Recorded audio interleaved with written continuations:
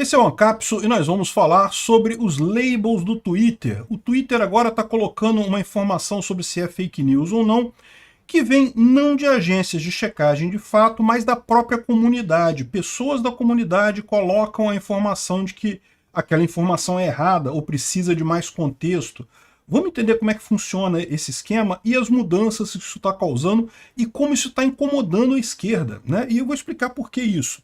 Essa notícia foi sugerida por 2 estados em uma moto, Marmota Valente e várias outras pessoas. Obrigado aí ao pessoal que sugeriu a notícia. Obrigado a você que está assistindo o nosso vídeo. Se você gosta do nosso conteúdo, por favor, deixe o seu like e se inscreva aqui no canal, né?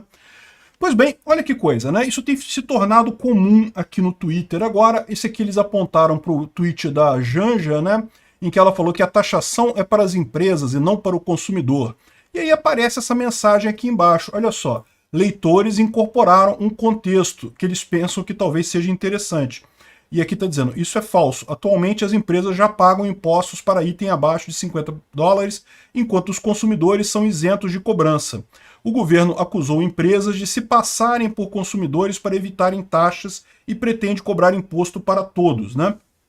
E tá certo, isso aqui realmente é um desmentido, de fato. A gente já explicou aqui a questão da lei, da portaria, a diferença que tem das duas e coisa e tal, e como a Receita está fazendo essa arrecadação de maneira ilegal, porque na verdade só quem deve pagar esse imposto é quem recebe a empresa, não exige quem manda seja empresa, não, só quem recebe que precisa ser empresa para pagar o imposto, enfim. Mas como é que funciona isso daqui? Bem, a história é a seguinte, o Twitter tem um grupo de mediadores que ele considera confiáveis, e você pode aplicar para se tornar um deles lá. Eu não sei como é que é o processo exatamente não, tá? Mas a ideia que já me explicaram é essa, você se torna um desses mediadores confiáveis. E aí quando você vê uma fake news no Twitter, você pode acrescentar esse contexto, mas esse contexto não é automaticamente visível para todos não. O Twitter bota ele apenas para algumas outras pessoas, tomando cuidado de mostrar para pessoas de todos os lados do espectro político, né? Você sabe que para o Twitter é muito fácil saber se você é de direita, se você é libertário, se você é de esquerda, se você é marxista, trotskista, etc. Por quê? Porque basta ele ver quem que você segue, coisa e tal, que tipo de coisa que você comenta. Então é muito fácil para o algoritmo dele saber qual a sua orientação política. Então eles só tornam essa mensagem visível para todos depois que muita gente de ambos os lados, de todos os lados do espectro político, entraram isso daqui e disseram que é um comentário legal, é um comentário bacana. Então quando você vê o comentário aqui, tem uma opção aqui embaixo para você dizer se você acha que esse comentário que foi acrescentado ao tweet ajudou, né, uma coisa positiva, ou se não, se é uma coisa não ajudou em nada, ou se é fake news, o próprio comentário, coisa e tal. Então repara que a beleza dessa coisa é que justamente exige que pessoas de todos os espectros políticos deem um ok na coisa para realmente virar um aviso de fake news, né? Então aí isso aqui passa a aparecer para todas as pessoas, depois de pessoas de todo o espectro político terem dado o ok, né? E não depende de uma agência, não tem uma fonte de verdade única. Olha a beleza do algoritmo que ele fez. Eu não queria falar nada não, mas se você olhar o Diários da Quarentena, lá no início, lá em 2020, quando eu comecei com os Diários da Quarentena, eu descrevi um mecanismo similar a esse lá, falando, olha só, eu se fosse fazer checagem de fatos, eu faria exatamente assim, você tendo um mecanismo colaborativo em que as pessoas dão nota umas para as outras e assim você aumenta o ranking e coisa e tal, e aí você consegue ter uma notícia checada, né, para ver se tem alguma coisa falsa ali ou não, e de maneira colaborativa, sem você apelar para uma fonte de verdade. Porque uma agência de fact-checking é uma fonte de verdade. Isso não existe na prática, né? Por mais que as pessoas sejam bem intencionadas lá na Aos Fatos e em outras agências de fact-checking, elas são uma pessoa dando uma opinião, ou uma equipe editorial dando uma opinião. Não tem como serem fonte da verdade. A verdade é muito maior do que isso. Então, esse tipo de coisa é muito bacana, funciona muito bem. Só que está incomodando a esquerda, né? Você pode ver que o Felipe Neto levou alguns avisos deles. Foi até engraçado, porque ele falou sobre o negócio da Shopee, aí ele levou um aviso dizendo que não, que os consumidores, pessoas físicas, são isentos, coisa e tal. E o mesmo aviso ali da Janja, né? Aí ele reclamou, ele fez um outro tweet dizendo que, porque esse mecanismo fascista do Twitter, que não sei o que lá, que agora diz que a gente tá falando mentira e coisa e tal. Aí ele levou um outro aviso desse embaixo, dizendo que não, que o mecanismo exige que pessoas de vários espectros políticos deem a opinião e coisa e tal, então não é uma coisa, não é uma pessoa que decide o que vai e o que não vai. O que é muito melhor do que as agências de fact-checking, né? Você confiar numa pessoa só, você está sendo tendencioso, necessariamente, né? Enfim, tomou esses dois avisos lá o Felipe Neto e, bom, isso aqui não limita o seu tweet, ele continua sendo entregue para todo mundo da mesma forma, mas fica esse aviso debaixo do seu Twitter, né? E não foi só ele, o ministro Barroso, cara, o ministro Barroso, ele disse em determinado tweet lá que ele nunca disse a frase eleição não se ganha, se toma.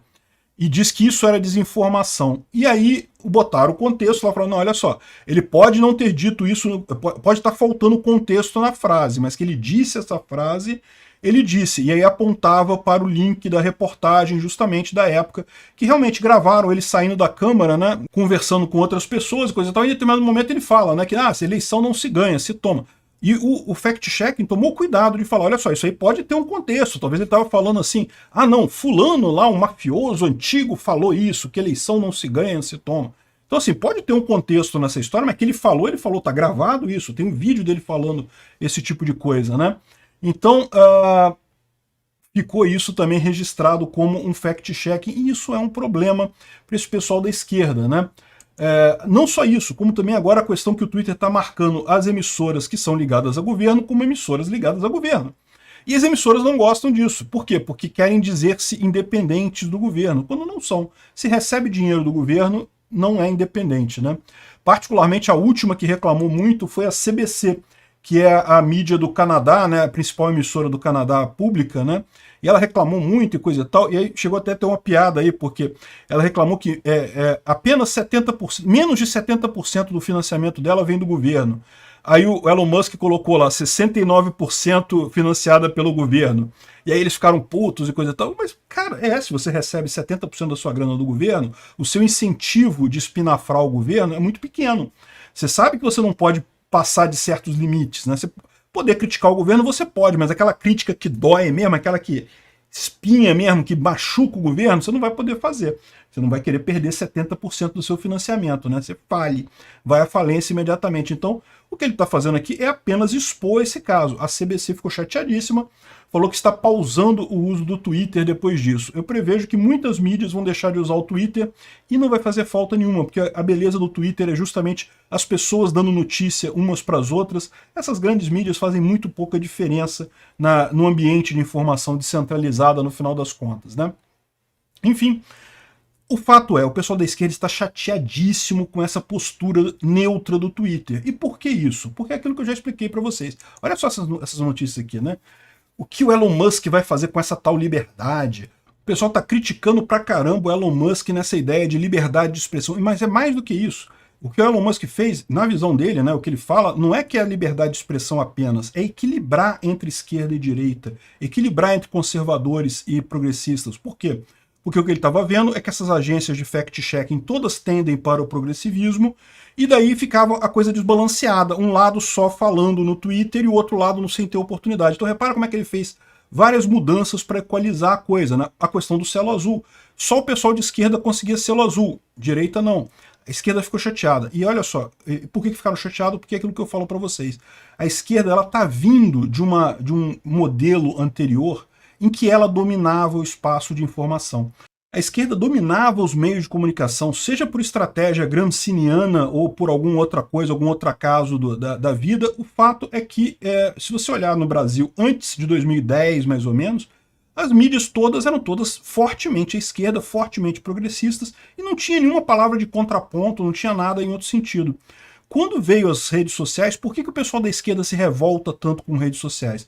Porque foi justamente aí que começaram a surgir o contraponto, as pessoas falando a outra versão dos fatos, dando uma outra ideia diferente daquela visão esquerdista da situação. Não tem nada a ver com mentira, verdade. O pessoal sempre lembra aquele negócio de antiváxia e não sei o que lá, terra plana, essas coisas. Eu já falei para vocês, isso daí é o extremo do extremo, é besteira, isso aí não faz diferença no jogo global. O que eles reclamam, o que a esquerda reclama de fato, Não é disso, porque isso daí é só o extremo.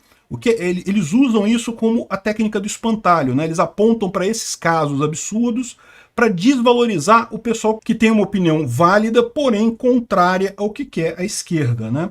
Então, esse que é o problema da esquerda. Eles tinham uma dominação completa e de repente eles se perceberam sem essa dominação. É tudo isso que eu venho falando para vocês. Essa o grande movimento que aconteceu de 2010 para cá. A esquerda perdeu cada vez mais acesso ou capacidade de influenciar o mundo, a ponto da direita ter retornado e ganhado eleições e coisa e tal. A esquerda fez uma contraofensiva, eles, né, tentaram dominar, botar fact-checking e coisa e tal nas redes sociais. Eles tentam dominar as redes sociais da mesma forma que dominaram a mídia privada, só que é impossível, porque a rede social ela é diferente. Ela essencialmente é baseada em conversa entre as pessoas, em distribuição da informação. Então é impossível eles aplicarem o mesmo modelo que eles aplicavam antes, né? Então, tá aqui o pessoal reclamando. Aliás, é muito engraçado o pessoal reclamando aqui usando o John Stuart Mill como se fosse uma expressão do libertarianismo ou do liberalismo, né? Quando, na verdade, o cara é um conservador, né? Como conservador, ele tem sua importância, mas dizer que ele era liberal e coisa e tal, libertário, de maneira alguma, né? Aí ele fala que, ó, poderia ser argumentado que a versão selva da liberdade, olha só que coisa depreciativa, né? A liberdade de expressão mais aberta é para joga a luz do sol, que é o melhor detergente sobre as ideias, né? Esse argumento, porém, ignora nichos como subculturas que se desenvolvem na prática. Olha só, é sempre isso. Eles pegam esses nichos e culpam isso pela... dizem que isso é que é o problema, né? Negócio de gente sem formação científica, cloroquina, como se não houvesse inúmeros doutores, inúmeros pesquisadores a favor da cloroquina. Mas, enfim, eles pegam esses exemplos e jogam como se isso fosse o que eles batalham. Mas não, o que eles querem é censurar, é controlar o discurso no final das contas. Eles estão chateadíssimos porque o mecanismo que o Elon Musk fez nivela o ambiente todo. Eu estou para te dizer que o Twitter já está se tornando a rede social mais importante justamente por conta disso. As outras redes vão cair no esquecimento porque, como elas estão tendendo cada vez mais para o progressivismo, se não imitarem o Twitter, vão ficar para trás, né?